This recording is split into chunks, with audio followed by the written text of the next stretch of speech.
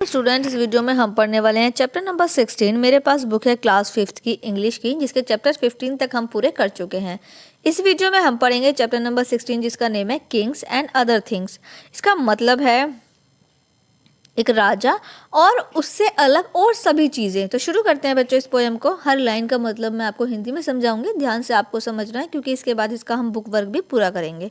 शुरू करेंगे। इसके लेखक, इस कविता के लेखक हैं ह्यूज केमिस्टरमैन। चलिए शुरू करते हैं। सबसे पहले है Bruce and mercury. Bruce with grey eyes growing wider. Bruce यानी राजा ब्रूस जो है कि दूसर आंखें और भी चौड़ी हो गई, वे ध्यान से देखने लगा। जो राजा ब्रूसर है, ब्रूसर है वो जो है, ब्रूस जो है वो बड़े ही ध्यान से देख रहा है, आंखें चौड़ी चौड़ी करके देख रहा है। Watch persevering spider. उसने एक मेहनती और लगातार कोशिश करने वाली मकड़ी को देखा। देन रोज, और फिर वह खड़ा हुआ। And swept the English army on the nose. उसने अंग्रेजों की सेना को हरा दिया। यह पंक्ति बताती है कि मकड़ी से प्रेरणा लेकर उसने दुश्मनों को मात दी। अगले कड़ी में बताया गया है न्यूटन और सेब। Newton sitting on a wall. Newton दीवार पर बैठा हुआ था। Watch an autumn Apple fall. उसने पतझड़ के मौसम में एक सेब को गिरते हुए देखा। सो फाउंड, और उसी से उसने यह खोज की। That gravity brought apple to the ground. गुरुत्वाकर्षण शक्ति से सेब जमीन पर गिरते हैं। आगे बताया हुआ है स्टेप्सन एंड और केतली। स्टेप्सन ऑब्जर्व अ कैटल। स्टेप्सन्स ने एक केतली को ध्यान से देखा।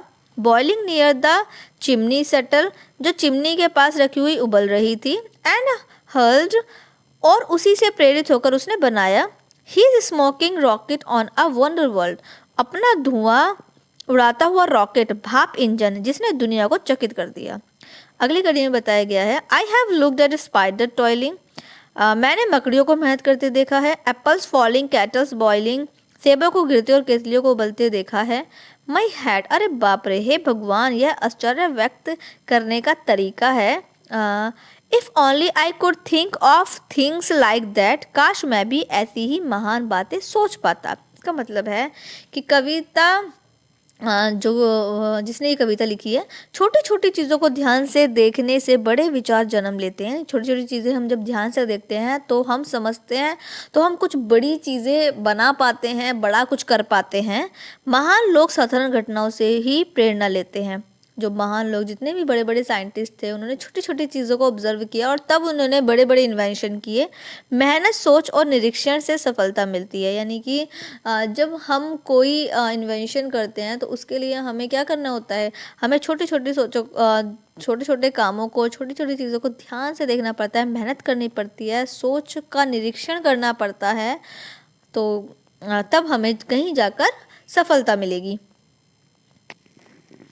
चलिए, ये हो गया है यहाँ पर चैप्टर कंप्लीट। अब हम करेंगे इसका बुक वर्क, जिसमें वर्ड मीनिंग दिए हुए हैं। जल्दी से अपनी नोटबुक में कर लीजिए। उसके बाद है complete the lines. Lines complete करनी है।